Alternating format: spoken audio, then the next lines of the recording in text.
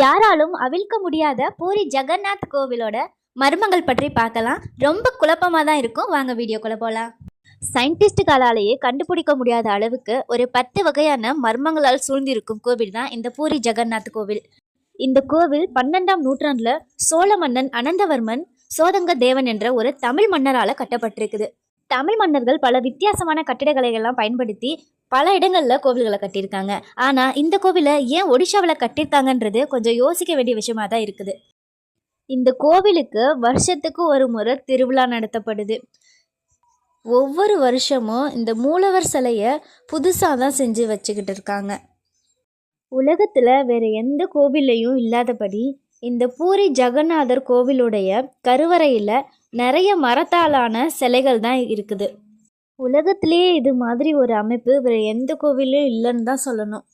அதுவும் இல்லாமல் இந்த மூலவர் சிலை முழுசாக செய்யப்படலை.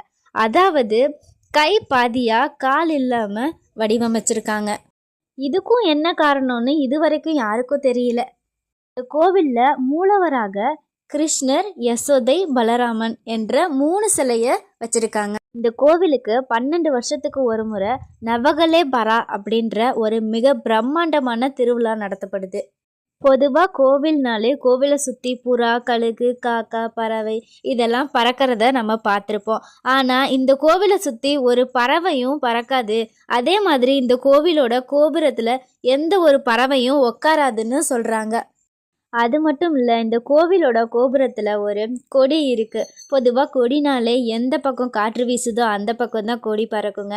ஆனால் இந்த கோபுரத்தில் இருக்கிற கொடி மட்டும் காற்றுக்கு எதிர் திசையில் வீசிக்கிட்டு இருக்கு. இதையும் யாராலையும் எந்த சயின்டிஸ்டாலையும் கண்டுபிடிக்க முடியல. இந்த பூரி ஜெகநாத் கோவில் கடற்கரையை ஒட்டி தான் இருக்குது. ஆனால் இதில் என்ன ஆச்சரியம்னா, இந்த கோவில் உள்ளே போயிட்டாலே அலையோட சத்தம் கொஞ்சம் கூட கேட்காதுன்னு சொல்கிறாங்க. இதையும் யாராலையும் கண்டுபிடிக்க முடியலங்க. இந்த கோவிலில் இருக்க கிருஷ்ண பகவான் காலையில் எழுந்திரிச்சு ராமேஸ்வரம் போயிடுவாருன்னு, மதிய உணவுக்கு திரும்பியும் பூரி ஜெகநாத் கோவிலுக்கு வந்துருவாருன்னு ஐதீகமாக. அதனால இந்த கோவிலில் விஷ்ணு பகவானுக்கு விருந்து மிகவும் தடபுடலாக செய்யப்படுது. ஆனால் இங்கே சமைக்கிறதுல தாங்க விஷயமே. சமையலெல்லாம் தனித்தனி பாத்திரத்தில் செய்ய மாட்டாங்களாங்க. ஒரே நேரத்தில் 5 பானையை ஒன்றுக்கு மேலே ஒன்று வச்சு சமைப்பாங்களாம். இதில் ட்விஸ்ட் என்னன்னு பார்த்தீங்கன்னா, அடியில் உள்ள பானை வேகாதான், மேலே உள்ள பானை தான் ஃபஸ்ட்டு வேகுமா. பொதுவாக கீழே உள்ள பானை தானேங்க ஃபஸ்ட்டு வேகணும். அது என்ன மேலே உள்ள பானை வேகுது? எனக்கே கொஞ்சம் ஆச்சரியமாக தாங்க இருக்குது. வருஷத்துக்கு ஒரு முறை இந்த பூரி ஜெகநாத் கோவிலில் தேர் இழுக்கிறாங்க. இந்த தேரையும் வருஷம் வருஷம் புதுசாக தான் செஞ்சுக்கிட்டு இருக்காங்க.